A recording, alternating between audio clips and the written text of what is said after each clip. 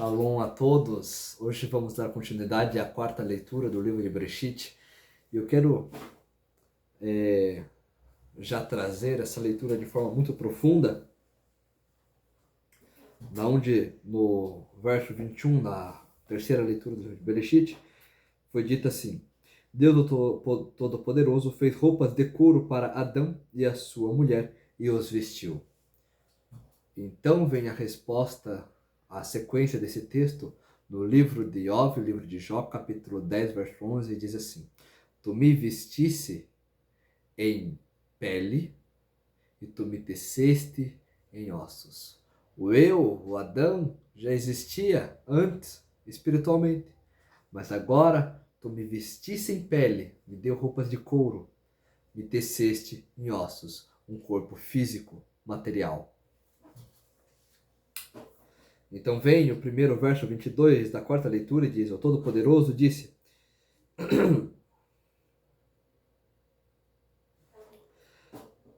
O homem é como um de nós, já que tem o conhecimento do bem e do mal. É como um de nós. Ele é único entre os seres terrenos, assim como eu sou único entre os seres celestiais. E qual é a sua singularidade?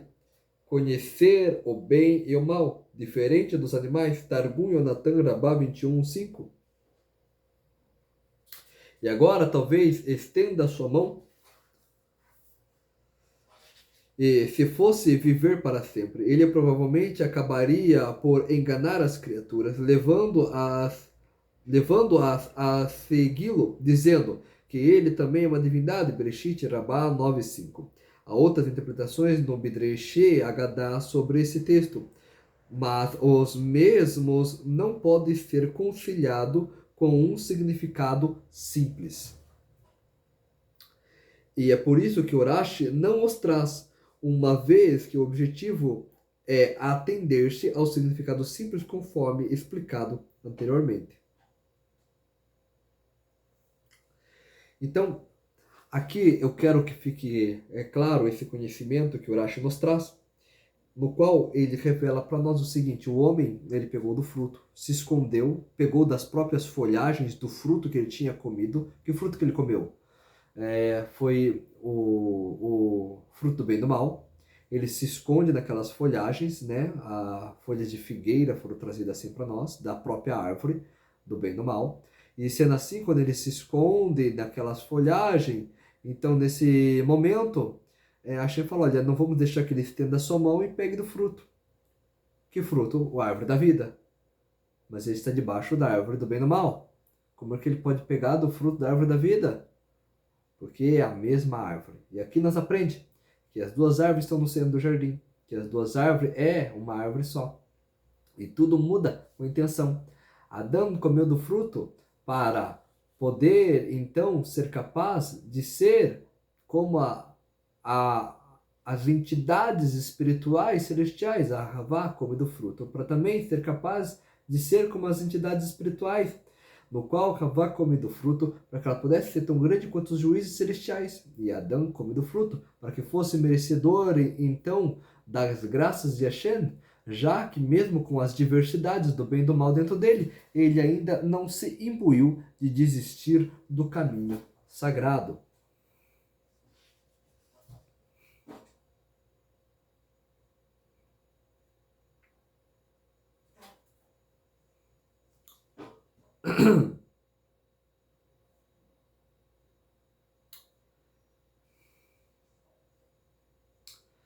Deus, o Todo-Poderoso, mandou embora o homem do jardim do Éden para trabalhar no solo onde foi tirado. E aqui fica o segredo. Da onde o homem foi tirado? Do solo. Mas ele não estava no solo, ele estava no jardim do Éden. Tinha o Éden e Hashem plantou um gan, colocou um cerco no Éden, o jardim no Éden. E agora ele é devolvido. A terra começou o trabalho, o solo começou o trabalho de criar espécies viventes, criaturas viventes.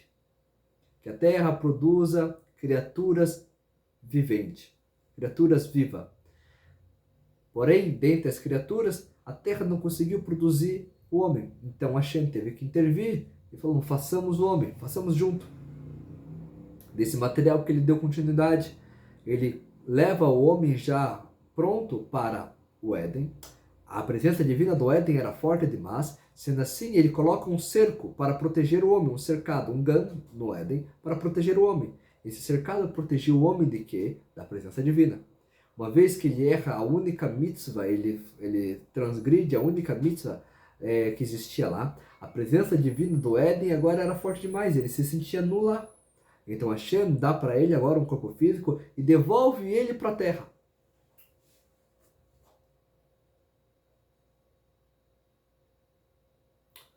Roupas de couro. Alguns traduzem como coberturas de pele, denotando o acréscimo do prepúcio masculino e do ímen feminino. Maser Hashem de Sanhedrin 38b. Então existe essa explicação também que esqueci de trazer. E segundo essa explicação, então a gente entende que talvez o homem original devesse estar sem o prepúcio, né? Para, como Moshe, que veio nesse mundo sem o prepúcio, para não ter a necessidade de fazer o Brit Milá. E a necessidade do Brit Milá seria como terminar a obra do Criador. Mas sendo assim, nós vamos entrar nesse aspecto depois para explicar essa ideia e esse tipo de comentário na Torá do Brit Milá. Porque nós, Benenô, não temos uma alahá, uma lei que obriga nós a cumprir o Brit Milá.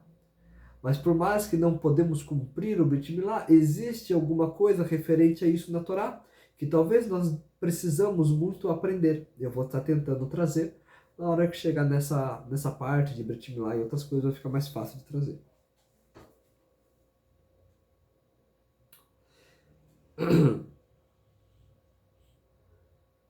Ele expulsou o homem e no leste do jardim do Éden ele colocou os anjos no leste do jardim do Éden, no lado leste do jardim do Éden, o lado de fora do jardim. Bereshit Rabá 21:9. Ele colocou os anjos e as chamas das espadas giratórias para guardar. Os anjos. O Rashi traz Shemot Rabá 9:11, anjos de destruição. Ele colocou anjos de destruição para guardar o jardim. Querubins. Rashi denota que são anjos de destruição. Ao homem é dito que ele deve eventualmente morrer e é banido do paraíso. Ele só pode retornar ao paraíso após a morte. E antes de fazê-lo, ele deve passar por esses anjos no purgatório, Bahia. O profeta também deve passar por esses anjos para aproximar-se da árvore da vida e obter uma visão. Esse é o significado do querubim da arca, Êxodo 25:18. E aqueles vistos na visão de Ezequiel 1:5, 10:15 e Rambam em Êxodo 25:18.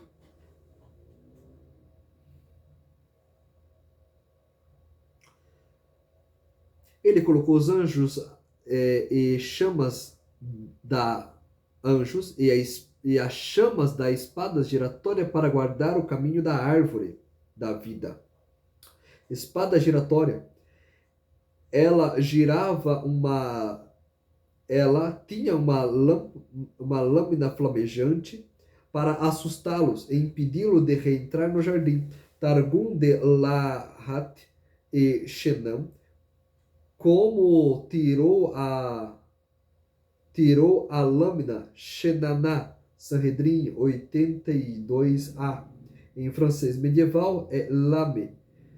A Midrashim na Agadá a respeito desse texto, mas eu venho apenas interpretar segundo o significado simples, diz Urashi. Espada de lâmina retorcida, Targum Ver Hadak Sanhedrin Outros escrevem uma espada flamejante que retorce. Ver nota em Shermot, Êxodo 7:11.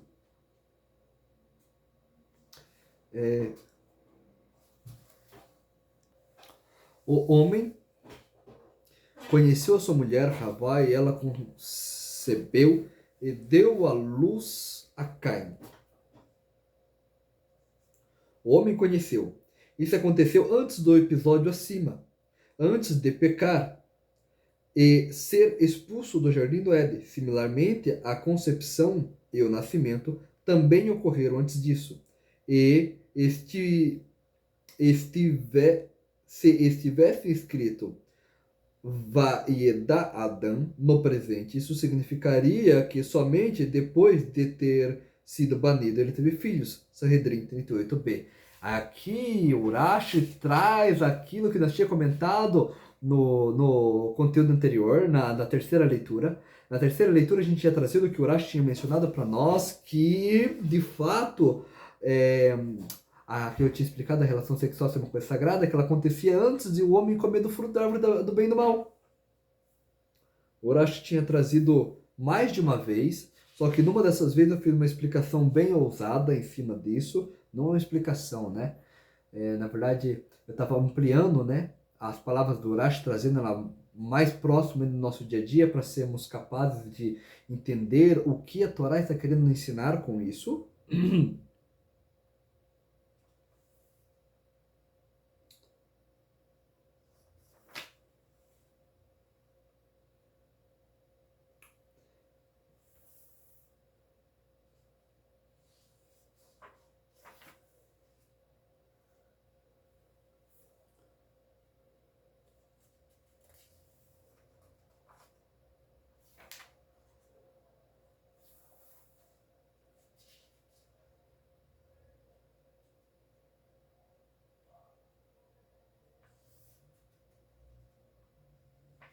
Onde Urashi trouxe assim: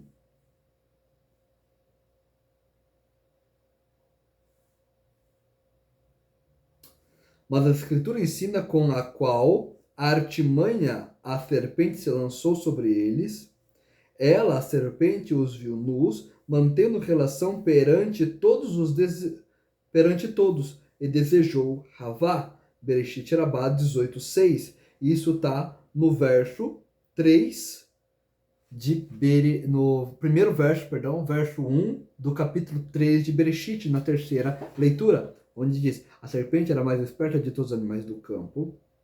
E aqui Urashi pega e nos traz essa explicação do porquê que a serpente a desejou a mulher. Mais esperta de todos os animais do campo, que Deus, o Todo-Poderoso, havia criado. E ela perguntou à mulher. E aí começa daquele episódio que nós já tínhamos trazido. Aqui vem Urashi nesse outro texto e já nos traz o checkmate. Então aqui é o texto onde fica claro, por isso que a gente está falando que o texto não está de forma cronológica. O Urashi trouxe isso já, e eu fico repetindo isso várias vezes, porque realmente nós temos uma tendência de tentar entender de forma cronológica e aí vira todas as bagunças. Então, o fato aqui que começa dizendo assim, no capítulo 4, verso 1, né? É a quarta leitura. O homem conheceu a sua mulher, Havá, e concebeu e deu à luz a Caim. Tudo isso aconteceu antes de comer do fruto. Vem Urashi e carimba para nós. Isso aconteceu antes do episódio acima, antes de pecar e ser expulso do jardim do Éden. Normalmente a concepção e o nascimento, ou seja, não só que a relação, o ato sexual, a concepção, gerar, o nascimento, o parto, tinha acontecido já no Gan Eden, antes de comerem do fruto. Por isso que a gente fala que o tempo no Gan Eden, no Shammai, não tem tempo, não segue as regras e as horas naturais, porque nós ouvimos falar que foi a 10ª hora quando eles foram expulsos. Se foi a 10ª hora, nós poderíamos calcular como se a hora normal, a hora do dia a dia, né? Então, não tem como uma mulher engravidar no mesmo dia e ter o seu filho no mesmo dia. Porém, quando nós estamos falando de apenas conceitos, estamos aludindo a conceitos, então aí tem como. Porque até a hora, até a ideia de ser a 10ª hora, é apenas para nos lembrar de um conceito espiritual. E não literalmente para nós levarmos isso como se fosse a hora que nós conhecemos com 60 minutos.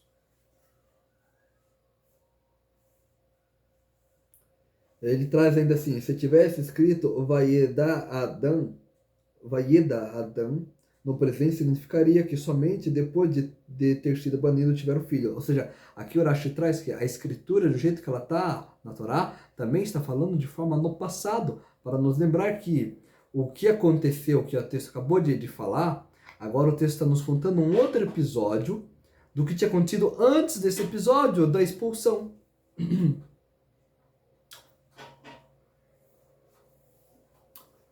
Conheceu. Mencionado após ele ter comido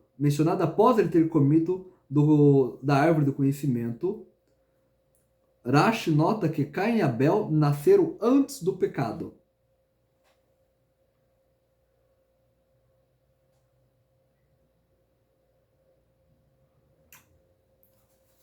Deixa eu ver aqui.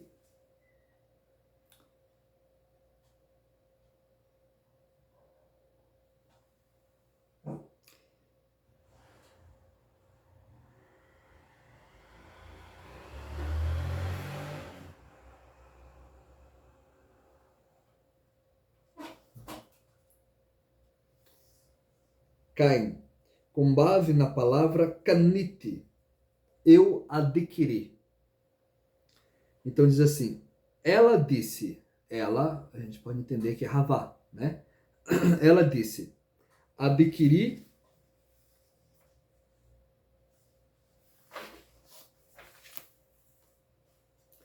um homem com Deus. Adquiri, ganhei, né? A gente pode ler assim como ela disse, ganhei um homem com Deus. Ganhei, literalmente comprou. Em hebraico aqui está como Caná, de onde veio o nome Caim. Caim, em hebraico, que nós já explicou o que quer dizer adquirir. Com Deus. Em hebraico, et Hashem, como in Hashem, com Deus. Quando ele criou em mim quando ele criou a mim e a meu marido, ele nos criou sozinho, sem ajuda. Mas nisso, no nascimento do nosso filho, fomos parceiro com ele. Aqui o texto também tem essa referência em Bereshit Rabá 22:2 e Midrashim Tadeshei Nidá 31a. E aqui nós aprendemos que Deus é sócio na criação dos filhos. Então, Hashem, o pai e a mãe, trabalham junto para que o filho nasça.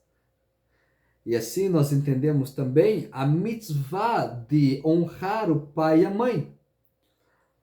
Uma pessoa que desonra o pai e a mãe é como se estivesse desonrando o próprio Hashem, porque de certa forma os três são sócios na sua criação. O que significa? Significa que é por isso que existe mais leis entre nós e o próximo do que com nós e Hashem. Uma vez que nós estamos tratando bem o nosso próximo, é como se nós estivéssemos tratando bem Hashem.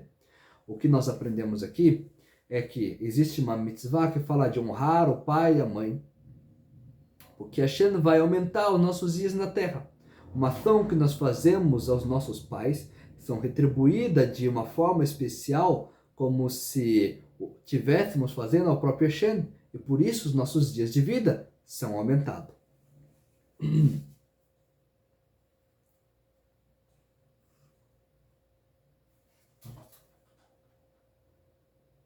Ela deu à luz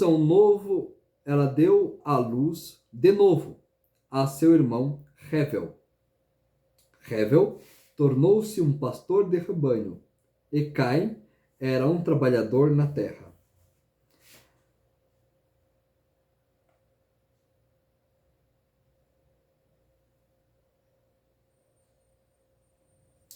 a Caim, o seu irmão Hevel. Em hebraico, et Caim, et Hevel, et Ahiv.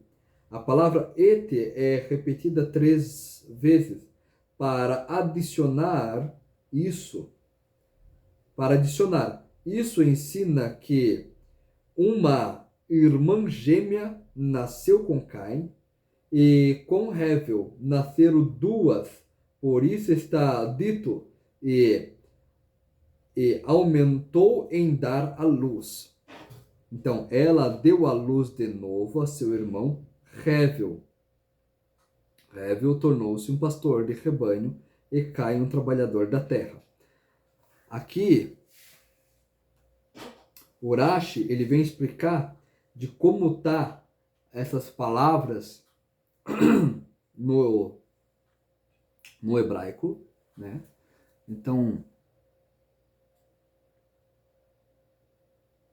como tá essas palavras no hebraico? E aqui ele já nos explica sobre um segredo que tem entre os et. Tem o et Caim, então é uma mulher, ou seja, Caim nasceu com uma irmã gêmea. Et Hevel, uma irmã gêmea para Hevel. Et, de novo, duas irmãs gêmeas para Hevel. Então Hevel tinha duas esposas, duas irmãs, enquanto Caim tinha apenas uma esposa.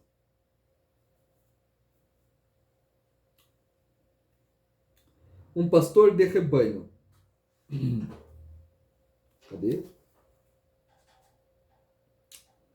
Hevel se tornou um pastor de rebanho. Caim, um trabalhador da terra. Um pastor de rebanho, uma vez que a terra for amaldiçoada, e ele se absteve de trabalhá-la. Então, no caso aqui, Hevel. Deixa eu ver.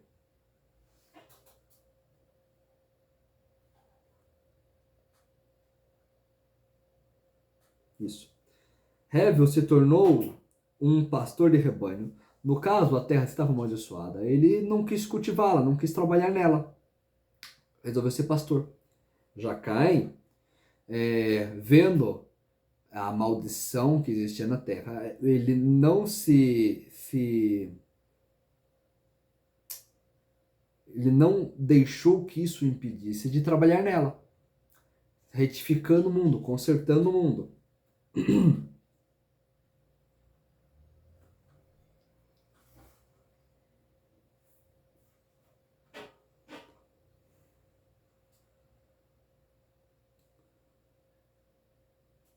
Foi ao final dos dias.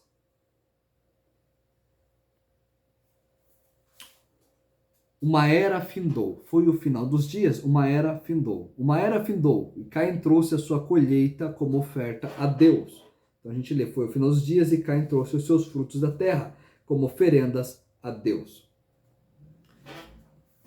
Literalmente, foi o fim dos dias. É significativo que esta mesma expressão é usada para denotar a era messiânica, quando a presente era terminará. Possivelmente ele se refere à expulsão do Éden, onde uma nova era começou.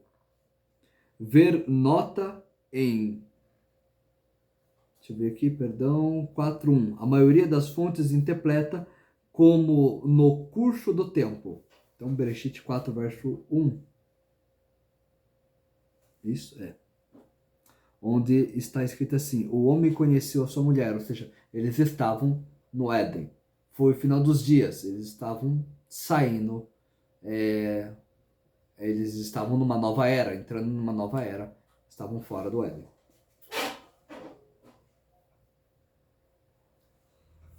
Vamos lá.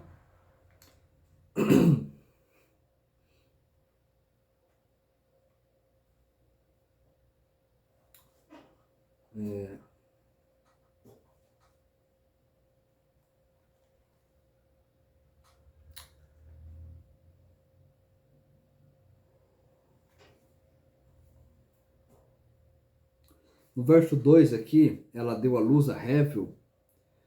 Tem uma coisa aqui também que Hevel, em hebraico, é suspiro, literalmente. ou vão. Ele foi chamado assim porque nunca viveu para ter filhos. Midrash Ha-Gadol Rambam. E aqui nós aprendemos um outro segredo da Torá. Os nomes foi dado porque eles tinham recebido uma profecia, ou os nomes só foi dado depois que esses eventos aconteceram. Nós vamos tentar entender isso um pouco com profundidade. A ideia de um Ben Noah é ser capacitado para ter aspiração divina. E isso não é uma coisa fácil, porque todas as tendências negativas devem ser anuladas antes para que exista uma conexão intrínseca com o Criador para que tal coisa possa acontecer. Mas nessa geração isso ainda estava tão forte que com facilidade se tinha-se essas inspirações divinas. Principalmente quando se trata de dar nomes, que sabemos que Adão conseguia ver a essência de cada ser e claramente também de seus filhos.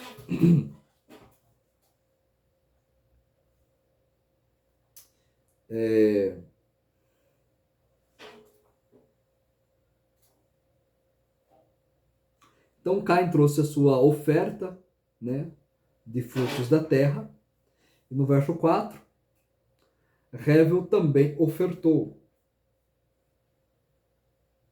frutos da terra que o Caim traz para Hashem. Também é trazido como do pior. Bereshit Rabbah 22:5. Existe uma Gadá que diz que foram sementes de linho. Midrash Tahumá Bereshit 9, Targum e Yonatan. Outra explicação dos frutos que vieram da sua mão, ou seja, aleatoriamente, não era nem o melhor e nem o mais seleto. Ou seja, como a terra estava amaldiçoada, não tinha muito o que se entregar para Hashem quando aquela maldição estava tão forte. Então, uma explicação diz que nem era do melhor e nem era do mais seleto, porque talvez ele não tenha se dado o trabalho de tentar procurar o melhor entre uma qualidade que ele mesmo não considerava tão boa assim. Então, imagine que você está no Éden, onde você tem o melhor dos frutos. De repente você está num lugar onde todos os frutos são ruins. E você procurar dos melhores do fruto, talvez ele não quis se dar o trabalho de procurar um fruto que fosse menos pior, talvez, vamos dizer assim, fica mais fácil de entender. Então por isso que uma explicação fala do pior da terra, e a outra fala que ele não pegou nem do mais ruim, nem do mais seleto.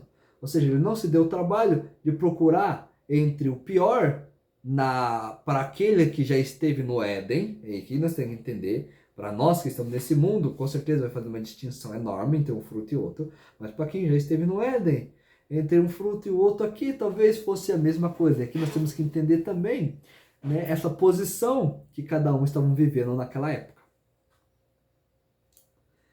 E Hevel... Perdão, deixa eu ver aqui.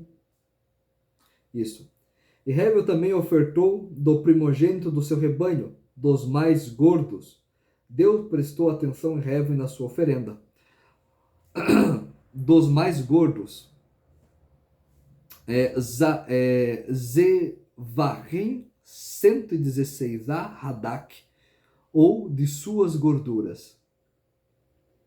Ou seja, daquilo que Hevel separou para Hashem foi das gorduras, ou seja, da parte mais deliciosa do que aqueles seres tinham, ele entregou para Hashem para homenagear Hashem, separando uma parte especial para ele, para Hashem. E aqui o texto continua dizendo assim: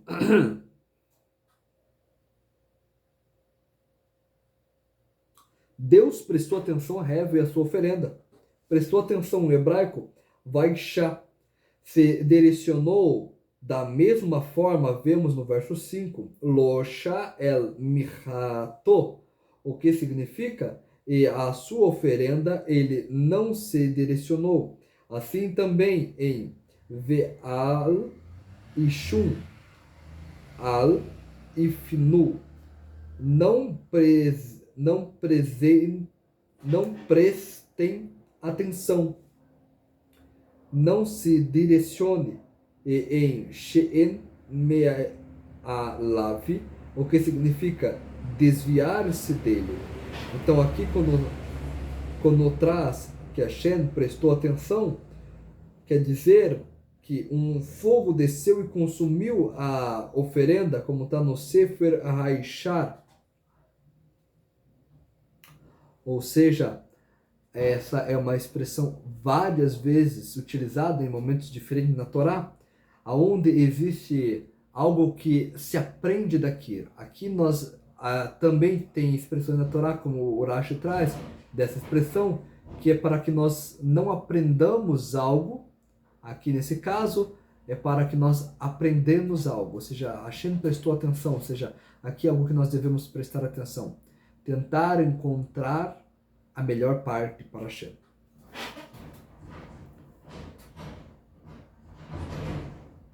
Mas a Caim, a sua oferenda, ele não prestou atenção.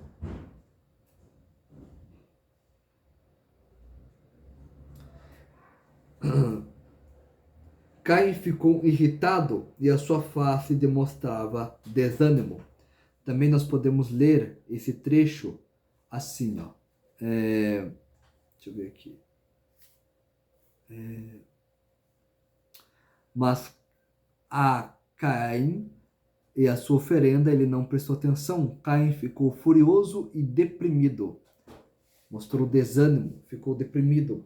Essa expressão na Torá, literalmente, a sua face caiu. Deus disse a Caim: por que você está irritado?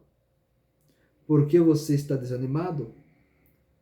Se você fizer o bem, tal como a tradução do Targum explica isso, se você melhorar os seus atos, ou suas más ações serão perdoadas. E se não melhorar seus atos, no dia do julgamento, o pecado o estará aguardando. E se você se arrepender, será perdoado.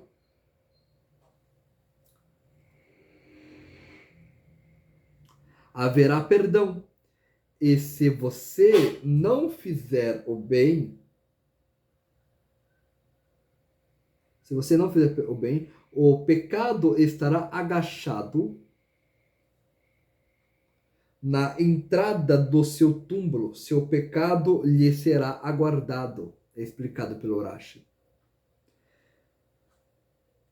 Agachado à entrada e anseia por ti. O desejo do pecado, ou seja, a má inclinação, constantemente anseia para fazer com que você tropece. Isso.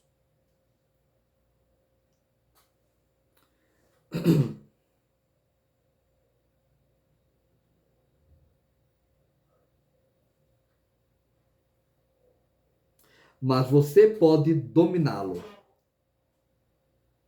Se você quiser, vai conseguir dominá-lo, ou a má inclinação.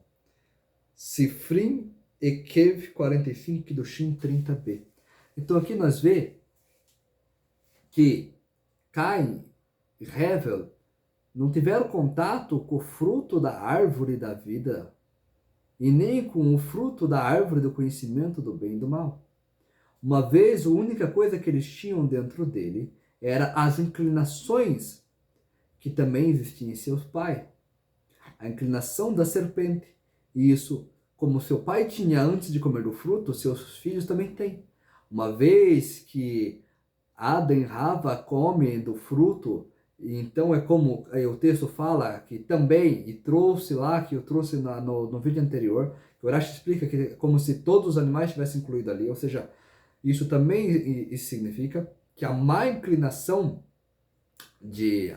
de Havel, a má inclinação de Caim, eles tinham acesso a esse conhecimento do mal, a esse conhecimento do bem e do mal. Porém, era apenas uma inclinação. Não é como se o bem e o mal estivessem dentro dele, como estava dentro de seus pais. E por isso que a Shen vem e fala, olha, isso é fácil de você vencer. É só uma inclinação. Faça por onde você consegue. Mas se não, ela estará aguardando por você na sua sepultura. E Caim falou com seu irmão, Hevel. Caim falou com seu irmão Hevel, ele incitou-o com palavras de briga e discórdia, para encontrar um pretexto para matá-lo. Sobre isso há interpretações na Agadá, mas esta é a que se ajusta ao significado simples do versículo. Então o versículo diz assim, Caim falou com seu irmão Hevel. Então, quando aconteceu de estarem no campo, Caim se ergueu contra Hevel, seu irmão, e o matou. O texto fala que Caim falou algo, não diz o que falou. Sobre o que eles discutiam. Qual era a discussão aqui? A discussão aqui é que Caim se sentia inferiorizado por sempre ter menos brahá, menos bênção que seu irmão. Hashem se agraciou da oferenda de Hevel, mas não da oferenda de Caim. Sendo assim, a oferenda de Caim foi como desprezada. Hevel, quando nasceu, teve 2 esposas. Caim, quando nasceu, só teve uma. Como quem diz que Caim foi desprezado em ter apenas uma esposa. Mas Hevel estava com 2 esposas, então ele foi agraciado. Também o Midrash conta que os rebanhos de Hevel às vezes invadiam as plantações de Caim. E Caim expulsou o rebanho de Hevel. Hevel não gostou. E Caim disse, olha, não deixe seus animais entrar nas minhas plantações. E se você não controlar os animais, não vai poder mais comer das minhas plantações. Não vai poder comer do trigo, não vai poder comer o pão, você não vai poder comer das minhas plantações. E sendo assim, o Hevel retrucou, dizendo, olha, se você quer ser tão duro com isso, então se acontecer que os meus animais entrem aí e você o expulsar com severidade, maltratando-os, então vai acontecer o seguinte, eu não vou mais liberar a lã para te aquecer no inverno. Então, sobre 3 coisas, os sábios explicam que nós não devemos nunca debater. Não podemos debater sobre política, porque não que seja errado debater sobre política, não devemos debater com pessoas que não estão prontas para fazer a paz. Política, porque através de assuntos políticos, Caim matou Hevel. A política, o animal, o gado, quem vai comer, quem vai beber, o que você pode ter, qual é o limite de quem, política. O segundo assunto, política, fé, né? A oferta, a Hashem se agradou da oferenda dele, não se agradou da minha, sobre fé, ou seja, sobre religião. Sobre religião também não se debate, não se discute. E mulher também não se discute, porque ali também foi um dos motivos que Caim matou Hevel, foi o motivo que, poxa, você tem mais mulher do que eu tenho menos mulher do que você, então sobre esses 3 assuntos, mulher, política e religião, nós somente discutimos quando nós temos certeza absoluta que as pessoas ali estão dispostas a fazer a paz. Uma das coisas que a Torá traz é proibição de nós ensinar a Torá para uma pessoa ignorante. Não no sentido de ela não saber. Poxa, como que ela vai saber se ela não sabe, né? No sentido de educação. Uma pessoa que não tem educação, uma pessoa que ela não está pronta para fazer a paz, que ela não tem um senso de moral que é minimamente correto, então não se ensina a Torá para ele. Porque afinal de contas, sobre esses 3 assuntos, ele só vai causar morte no mundo. Ele vai causar morte por causa de mulher, por causa de política, por causa de religião. Só um adendo aqui sobre esse texto aqui, que eu acho muito importante trazer, né? Muitas pessoas, elas perdem com facilidade o controle de suas emoções, da sua parte lógica, do lado esquerdo do cérebro, rapidamente, quando se trata desses assuntos. E aqui é uma das coisas que a Shen já vem nos ensinando através dessa passagem, que é a obrigação de nós lidarmos com essas questões, política, religião e fé, de forma muito, de forma muito pacífica, de forma muito humilde, porque afinal nunca saberemos tudo. Sempre, por mais que repetimos e repetimos o mesmo verso, sempre seremos aluno deste. Jamais seremos aquele que sabe. Um verdadeiro sábio, ele entende que ele sempre será um aluno, porque sempre tem o que aprender. Então, jamais nós devemos nos sobrepujar e deixar as nossas emoções controlar as nossas ações.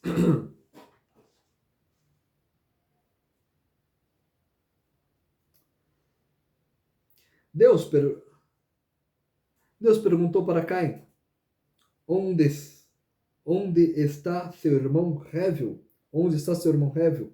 Para iniciar uma conversa com palavras gentis, pois talvez ele se arrependesse e diga, eu o matei e pequei contra o Senhor. Vide acima no capítulo 3, verso 9, Hashem sempre trazendo expressões gentis para não assustar e para dar a liberdade do homem poder fazer techuvá.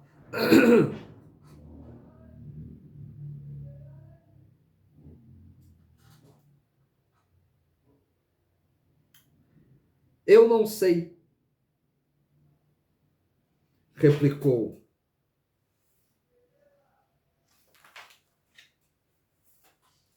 Sou eu guarda de meu irmão? Eu não sei. Urashi nos ensina o seguinte. Ele reagiu como se pudesse enganar o Altíssimo.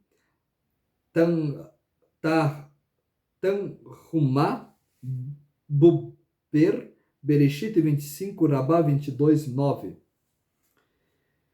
Eu sou o guarda do meu irmão, em hebraico, Hashomer. Esta é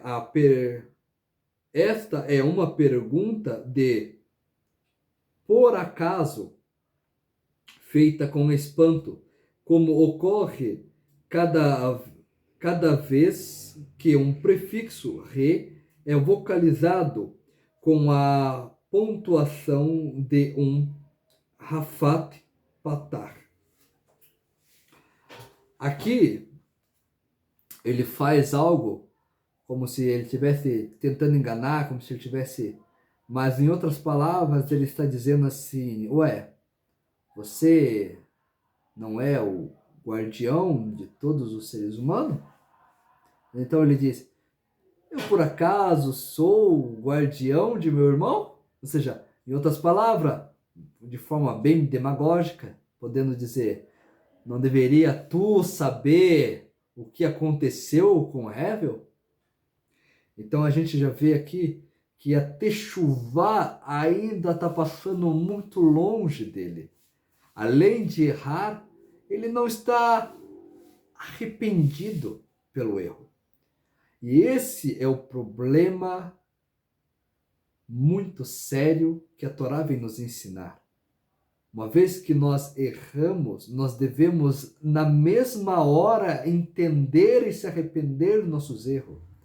E não dar pretexto ou desculpas para se desviar da nossa obrigação com Hashem, de entender que uma vez que ele, em Od Milvado, só existe ele, só existe Hashem, uma vez que só existe ele, todas as má ação que nós faz nesse mundo é como se estivéssemos fazendo diretamente contra ele.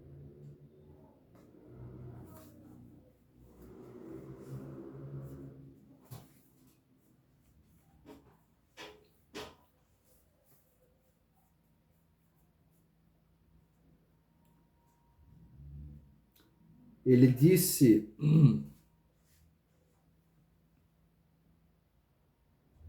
Ele disse para Caim: o que você fez? A voz do sangue, lembrando que a gente já tem uma noção, que a Torá fala, não coma do sangue do animal, porque este é a sua alma, ou seja, sangue. Quando fala de sangue, está falando da alma, ou seja, a gente podemos ler também esse versículo de outra forma, como que dizendo assim, ele disse para Caim: o que você fez? A voz da alma do seu irmão, ou a voz do sangue do seu irmão, clama a mim do solo. Seu irmão clama a mim do solo que tu colocou. Sangue do seu irmão, em hebraico, demei. Sangue está no plural. O sangue e o sangue de seus descendentes. Aqui o Urashi vem e abre um conceito maior ainda. Uma vez que você, Deus nos livre, uma vez que um ser assassina outro, ele não está apenas assassinando aquela pessoa, mas todas as possíveis almas que viriam através de seus descendentes para esse mundo, impedindo que todas elas possam descer. Então, aqui os sangues, né, no plural, Urashi nos ensina, do seu irmão, em hebraico demei, sangue está no plural, os sangues e o sangue de seus descendentes, outra explicação, Caim infligiu muitos ferimentos de Hevel, porque ele não sabia por onde a sua alma sairia, ou seja, não conhecia onde eram os pontos letais. Sanhedrin 77b. Então, aqui é como se Caim tivesse um defeito de conhecimento do corpo, da roupa que Hashem tinha acabado de os vestir. E por isso ele golpeia seu irmão várias vezes, o que faz com que o texto venha nos trazer a ideia de pluralidade na terminologia de sangue. Porém, fica claro em outras passagens que essa ideia de os seus descendentes serem levados em conta quando Deus nos livre, quando uma pessoa tira a vida de outra, ela acaba sendo reexplicada várias vezes na Torá, o que nos faz ter certeza, e até em Midrashim, o que faz nos ter certeza que o assassinato de uma pessoa não é considerado como um assassinato de uma única vítima, mas sim de milhares ou de muito mais ainda, de descendentes que viriam através daquela pessoa. Então seria um assassinato de milhões de almas, ou até mais, que a pessoa seria culpada.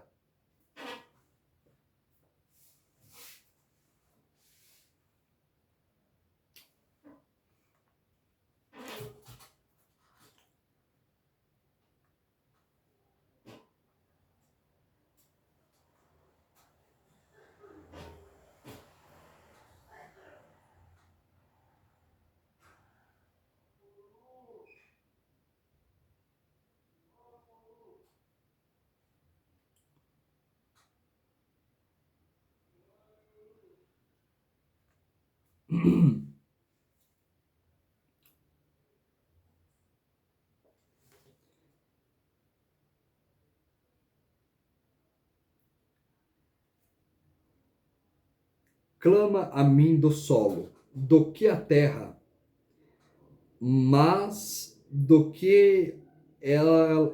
mais do que ela havia sido amaldiçoada por sua iniquidade. Como citado acima, no capítulo 1, verso 11, a falha da terra foi não ter produzido árvores com o mesmo sabor do fruto. Além disso, a terra cometeu um segundo pecado: absorver o sangue de Hevel. Agora você é mais amaldiçoado do que a terra.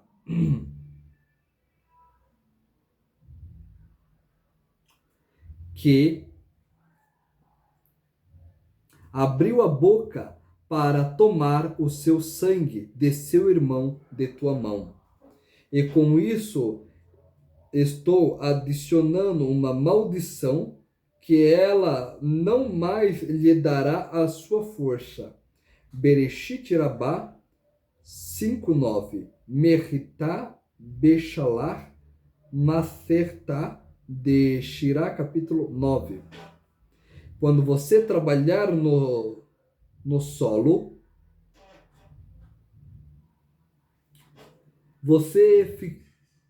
ele não lhe dará sua força. Você ficará errante e nômade. Você não tem permissão de morar num único lugar pela terra. Caem. Aqui no 12 também, quando você trabalhar no solo, ele não mais lhe dará a sua força, você ficará errante na terra. Tem como nós entendermos também. Aqui, ó.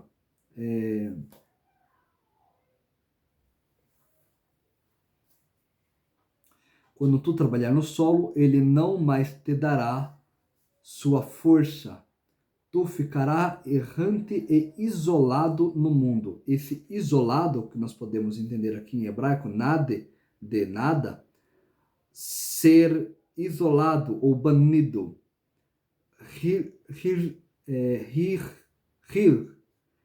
Outros, um errante, de nadade. Aí entra o 13. Caim disse a Deus: é meu pecado muito grande para ser suportado. É meu pecado muito grande para ser suportado? Então aqui é quase que uma pergunta, como se uma iniciação da Teshuvá começasse.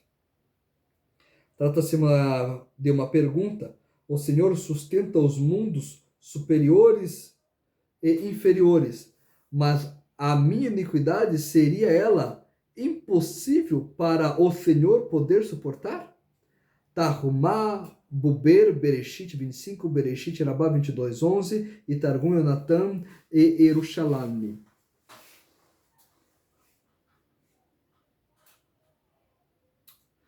Então, essa expressão, o meu pecado, ou a minha punição é tão grande, como está em Bene Esdra, Riskunim, ou é meu pecado tão grande, então, para ser perdoado? Meu pecado é tão grande, então, para ser perdoado? Ou seja, não tem mais jeito?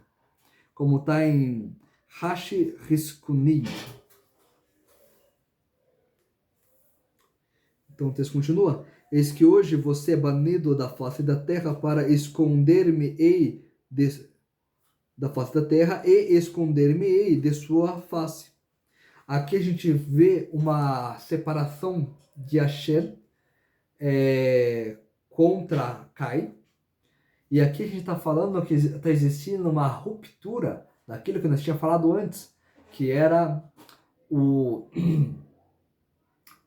a inspiração divina, Ruach HaKodesh.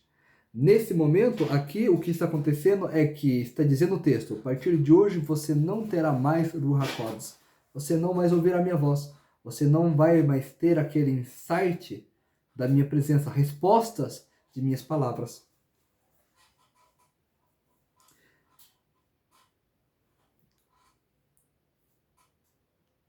Então, ó. Eis que hoje você me baniu da face da terra e esconder-me-ei de sua face, ou seja, não terei mais um contato contigo. Serei errante e nômade na terra. Quem quer que me encontre, me matará.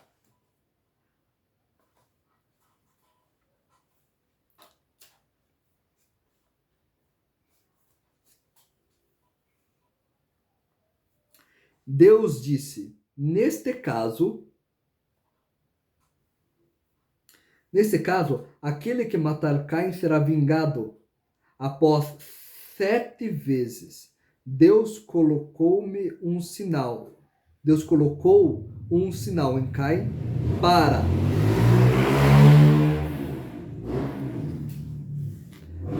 que o encontrassem, não o matassem.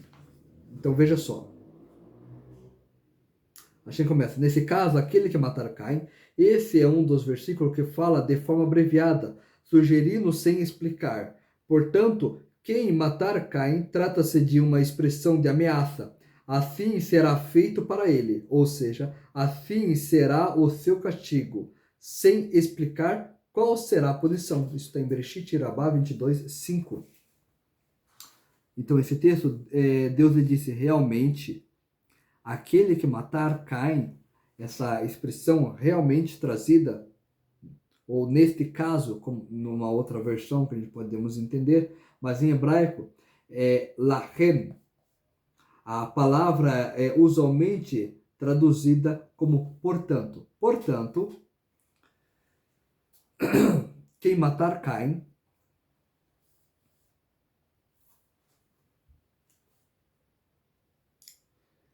né? Então, vingado após 7 vezes. Eu não quero me vingar contra Caim agora, mas ao final de 7 gerações, farei a minha vingança recair sobre ele. Assim, Lamer, um dos seus netos, se levantará e o matará.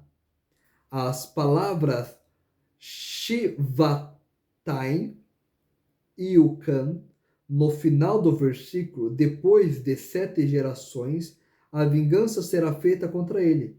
Refere-se à vingança relativa a Hevel contra Caim. Targum Bereshit 11. Isso nos ensina que o início do versículo expressa uma advertência que nenhuma criatura venha prejudicá-lo até que se cumpra a palavra divina. Assim também vemos que um versículo pode se dividir em 2 contextos. E David disse: quem vence os Yevusim e atingir a torre? Sem explicar o que seria feito com a pessoa que fizer isso. Mas o versículo faz uma alusão. Quem vencer os Yevusim e atingir a torre, e chegar aos portões e destruir os ídolos, etc. Ou seja, quem também feri-los, pois disseram, enquanto os ídolos estiverem lá, David não entrará nas casas.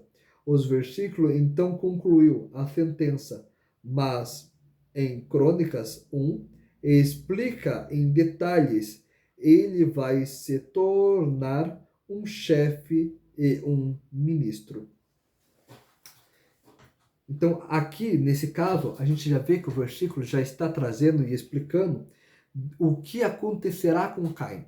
Então, Hashem não decide matá-lo naquele momento, mas coloca uma marca nele para que nenhum animal ou ser humano ferisse até que chegasse a pessoa de sua 7ª geração, dos seus descendentes, que eliminaria ele da terra. Sendo assim, essa a vingança de Hevel, ou seja, a justiça para Hevel, contra Caim, pelo que Caim fez a Hevel, pelo assassinato que Caim fez a Hevel. Deus colocará um sinal em Caim. Ele gravou uma letra de seu nome na testa de Caim. Outras edições, para quem que o encontrasse, não o matasse. Caim estava referindo aos animais, pois não existia ainda nenhum ser humano a quem devesse temer, apenas seu pai e sua mãe. E ele não tinha medo que eles viessem matá-lo. Contudo, Caim disse: até agora todos os animais me temiam, conforme está escrito em Bereshit 9:2. E o seu temor, etc, etc, etc. Mas agora, por causa do meu pecado, os animais não mais me temerão. e eles vão me matar. E mediante Deus deu a Caim um sinal e restaurou o seu temor sobre todos os seres. Caim saiu da presença de Deus. Caim saiu com subserviência, tentando esconder seus pensamentos do Altíssimo. Bereshit Rabá 22:13. E se assentou na terra de Nod, na terra por onde todos os exilados vaga. Nod, em hebraico, para isolados ou errante.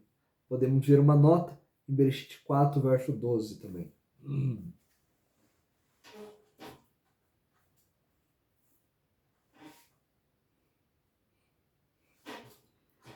A leste do Éden. Lá, seu pai foi exilado quando foi expulso do jardim do Éden, conforme está dito no capítulo 3, verso 24 de Bereshit. E ele passou a residir no leste do jardim do Éden, etc, etc, para proteger o caminho de acesso ao jardim, a partir do que se deduz que Adão estava lá. Também encontramos a direção leste sempre oferece asilo para os assassinos, conforme consta então Moshe separou três cidades de refúgio na direção do nascer do sol, direção leste. De Varim, Rabá, Lieberman. Página 60, Tarhumá, Buber, no local. Outra explicação, aonde quer que Caim fosse, a terra tremia debaixo dele. E as pessoas diziam, afastam-se dele, pois ele é aquele que matou seu irmão. Isso está no Midrash Tarhumá, Bereshit 9. Aqui nós vemos essa explicação do leste. O leste também podemos nos entender como a direita. Está relacionado com o nome de piedade de Hashem. E sendo assim, uma pessoa que erra, ela deve mudar a sua vida, mudar a sua configuração, ou seja, deixar de viver da maneira que ela vivia, para que ela possa realmente conseguir passar por esse processo de Teshuvah. E somente assim, então ela pode se conectar com os nomes de piedade de Hashem, a leste, a direita. Fazendo então essa ideia de que a leste, através da piedade, através dos nomes de bondade de Hashem, ou seja, através de ele alcançar um processo de Teshuvah verdadeiro, ele pode se conectar com os nomes de piedade de Hashem e talvez então ser um Baal Teshuvah, ser o Senhor da Teshuvah, aquela pessoa que realmente conseguiu fazer uma Teshuvah completa. Então, mesmo na vingança de Hashem contra Caim, nós vemos que ainda existe também a possibilidade de Caim conseguir fazer a Teshuvah.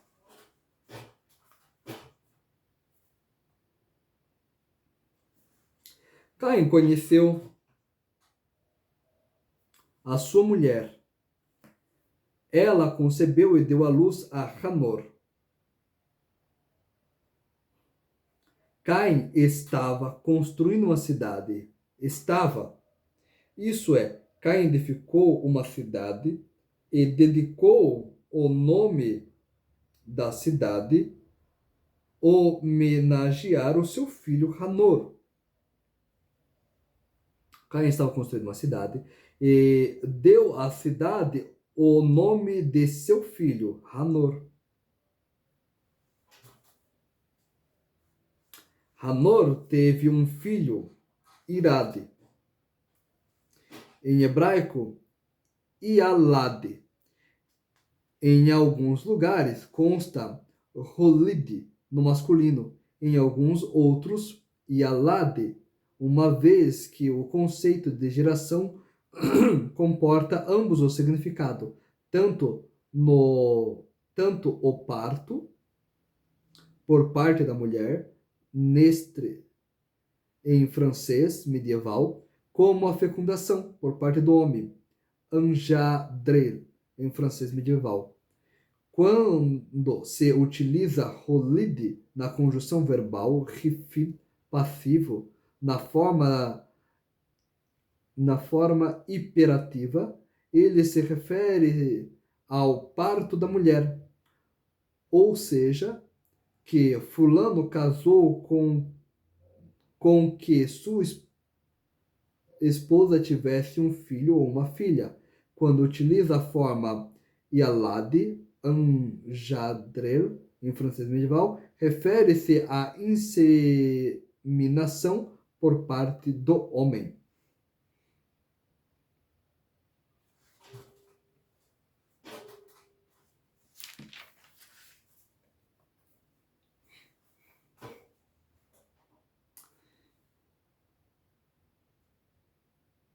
Aqui também nós temos uma raiz para a palavra Hanor, Hanar, treinar ou educar. Então nós vemos que Caim estava educando enquanto construía uma cidade para homenageá-lo ao concluir a sua educação.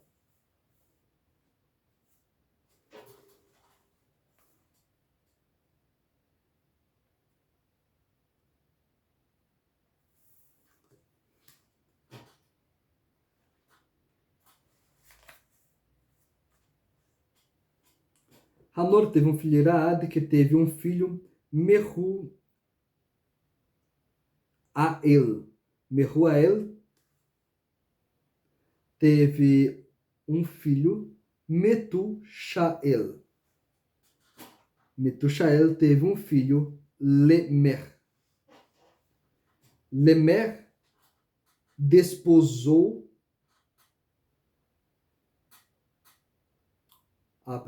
Lemer.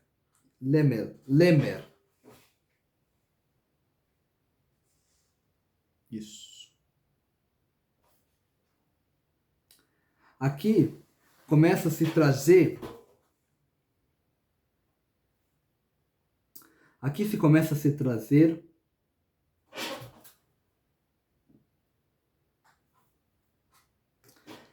essa mudança que Caim ele estava fazendo no mundo.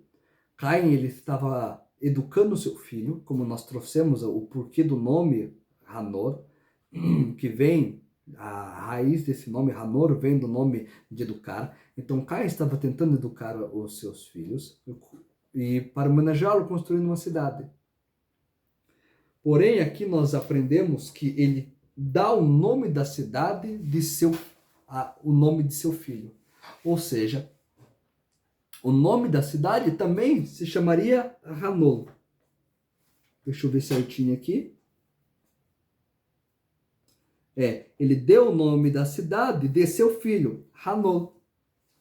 Ou seja, ele construiu aquela cidade. Aquela cidade ele também fez uma escola para ensinar, raiz de Hanor, ensinar, educar, dentro da cidade. Porém, ele deu o nome da cidade ao nome de seu filho. Ou seja, quer dizer que agora o ser humano tem um valor menor. Porque agora os objetos e o ser humano têm o mesmo valor. Porque ambos carregam um nome, nomenclatura. Aquilo que era uma particularidade humana, agora objetos construídos pelo homem também têm o mesmo valor. Ou seja, o homem está sendo comparado ao objeto. Por mais que ele tentou ensinar, ele tentou mudar, mas ele não soube ensinar para os seus filhos, aqui está o segredo da Torá, ele não soube mostrar para os seus filhos a diferença que existe entre a pessoa e o objeto. Então, sendo assim, ele colocou o nome de seu filho no objeto, querendo dizer, então, que o objeto e o filho não têm tanta diferença um do outro. Tanto são fruto de seu trabalho. Sendo assim, ele começou uma inclinação negativa no mundo a não perceber o risco que ele estava criando em educar dessa forma, sem ensinar a eles a devida distinção entre as coisas. Com isso, fica claro o porquê que ele mata Hevel. Ele mata Hevel porque não existia distinção entre o trabalho que ele fazia e a vida humana. Porque para ele, o filho e a cidade era a mesma coisa. Assim era o trabalho dele que ele fazia, né? Para ele, a morte da plantação dele ali por causa dos animais de Hevel e a morte de seu irmão era quase a mesma coisa. Somente quando ele vê o quanto Hashem mostra para ele o quanto aquilo que ele fez foi algo extremamente ruim, negativo. Então ele percebe o seu erro, então ele tenta corrigir isso. Mas mesmo assim o texto revela que ele deixou essa raiz do mal, de não entender o que é um objeto e o que é um ser humano, objetificando os seres humanos, uma coisa que a gente vê hoje em dia, né? Ser humano sendo vendido, sendo objetificado, sendo tratado como valor, com preço, com quantidades de horas, ou seja, a gente objetificou o ser humano hoje também. Essa tendência negativa de não saber o valor do ser humano e objetificá-lo é justamente essa tendência negativa que matou o primeiro ser humano. Que o texto ele nos diz assim: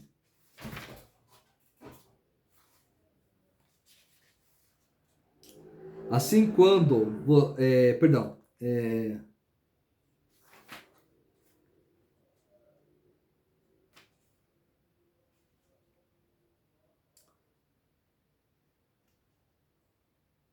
Caim falou a Hevel. Então, quando aconteceu de estarem no campo, Caim ergueu-se contra seu irmão Hevel. Ou seja, o campo para Hevel era tão importante para ele que tinha o mesmo valor que o seu irmão. Uma vez que seu irmão está atrapalhando, então tira o meu irmão daqui. Então depois o texto também nos revela a segunda explicação dessa personalidade de Hevel, de Caim, perdão. Ele nos explica aqui.